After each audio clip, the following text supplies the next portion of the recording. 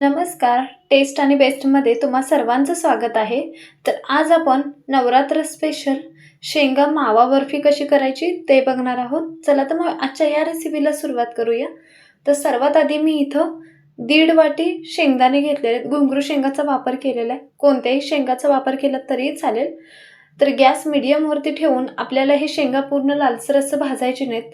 फक्त त्याच्यावरचे साल निघतील इथपर्यंत आपल्याला हे भाजून घ्यायचे. तर आपले शेंगा भाजले गेलेले आहेत. तर मी गॅस बंद करते.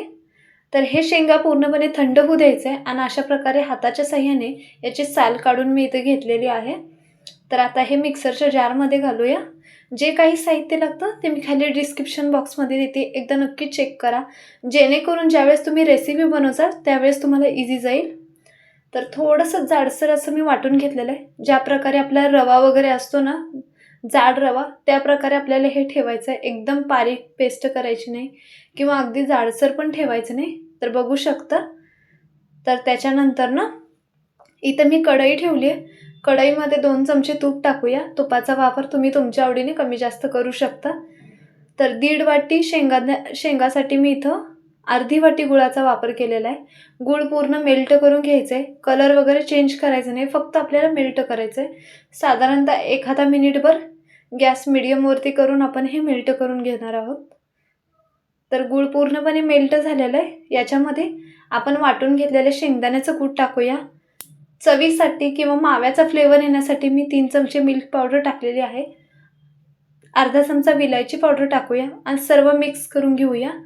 पूर्णपणे घट्ट असं गोळा होईपर्यंत आपल्याला हे मिक्स करायचं आहे. शक्यतो तर कढई जाडच वापरायची आणि गॅस लो फ्लेमवरती ठेवून मी अशा प्रकारे ह्याचं सारण बनवून घेतलेलं आहे.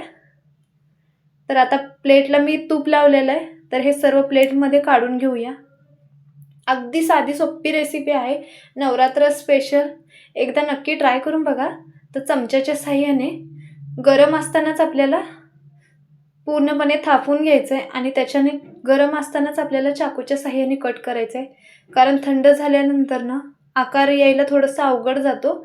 त्यामुळे मी गरम असतानाच इथं कापून घेते. तर चौकोन आकार द्यायचा आहे. तर परत या साईडने पण मी इथून अशा प्रकारे कट करून घेते. डेकोरेटसाठी बदामाचे काप लावूया.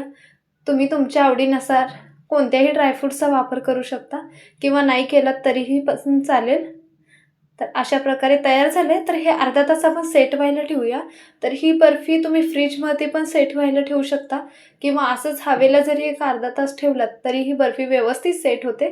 तर एक तुम्हाला दाखवते. बघू शकता कशा प्रकारे ह्याचा कलर वगैरे किती छान आलेला आहे. तर अशा प्रकारे आपली ही बर्फी तयार आहे. यामध्ये तुम्हाला एक तोडून दाखवते. आजची ही रेसिपी तुम्हाला कशी वाटली ते नक्की सांगा. माझे जर व्हिडिओ आवडत असतील तर नक्की चॅनल लाईक, शेअर आणि सबस्क्राईब करा. कमेंट्स बॉक्समध्ये नक्की सांगा. व्हिडिओ पाहिल्याबद्दल